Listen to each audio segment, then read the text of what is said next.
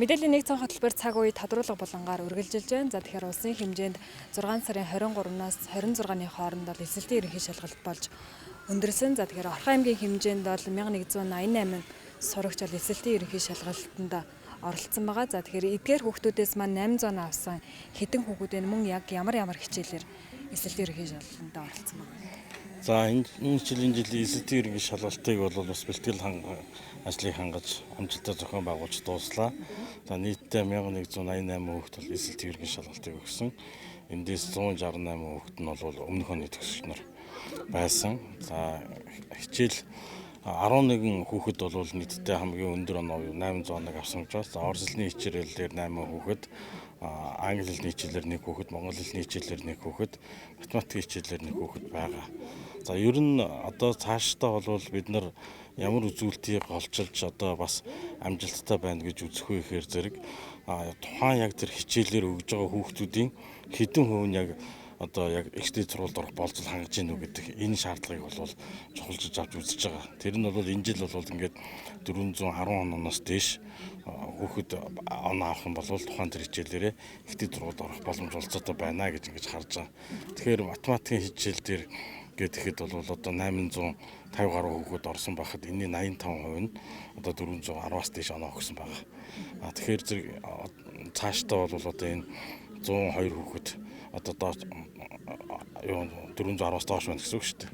Тэгэхээр ингээд судлалтын бүлэг ингээд гаргаад үзэхээр зэрэг ерөнхийдөө бол манай аймгийн хүнд бол хамгийн доод нь л одоо 85%-тайгаар шалгагдсан байна. Цаашдаа бол бид нар ямар зорилго тавих хэрэгтэй вэ гэхээр зэрэг яг энийг 100 руу төхүүлэх ёстой гэсэн үг. Ингэжээж одоо яг энэ хүүхэд нэг бүртээ хүрч байгаа хүүхэд нэг бүрийн амжилтын төлөө бол одоо боловсролын бодлого чиглэл явна гэсэн үг.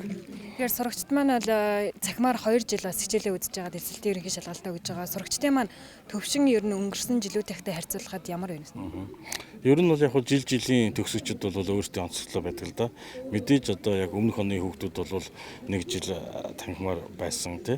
Гэтэл энэ оны хүүхэд бол бүр 2 жил ингээд цахимаар хичээл үзэж учраас энэ нь бол бас яхан сөрөг нөлөөлөлтөй байсан. Гэхдээ бол бас сүүлийн жил танхимаар явахад бол бид нар аль болох богино хугацаанд одоо бас хүүхдүүдэд хоцрогдлыг арилгах энэ чиглэлээр бол бас нэлээд хэд хэдэн төслүүдийг хамтарч явуулсан. Агсны эдний үр дүн ч гэсэн бас яг ингээд хэд хэдэн судлагдтуунууд бол манай аймгийн үзүүлэлтэд бол урагшилсан байж байгаа. За монгол хэлний сургуулийн үзүүлэлтэд бол нэлээд урагшилсан. Газар зүйн хичээлийн сургалтын чанар бол нэлээд урагшилсан гэдэг. Тэгээ эндээс аваад үзэхэд бол яг багш нараа зөв зохион байгуулад ингээ хүүхдүүдийн сонголтыг бас зөв хийлгээд ингэж харахтаа ямар нэгэн байдлаар одоо энэ тэнд ингээд хүүхдүүд санамсаргүй одоо тийм сонголтууд хийх биш. Харин яг өөрсдийнхөө одоо эвсэж байгаа мэдлэг зорилготой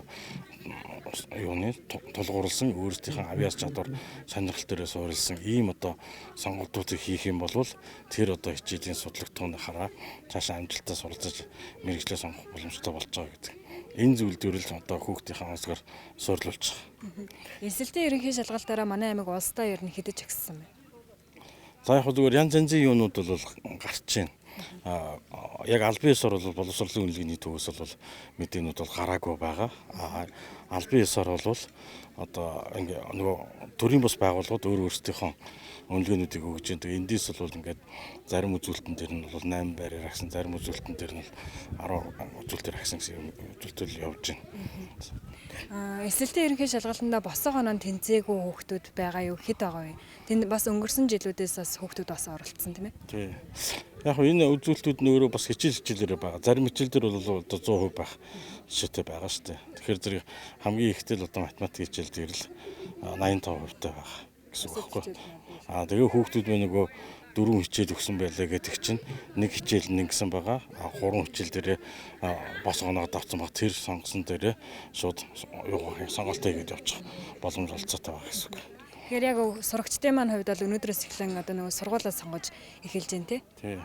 За энэ жилийн юуны ихтэй сургуульд эсэлтийг бол цахимаар зохион байгуулна. Тэгэхээр 7 сарын 4-өөс 8-ны хооронд бол ингээд цахимаар бүртгэлүүд нь явна. Одоо сургуулиудын бүртгэл бол эхэлсэн байгаа.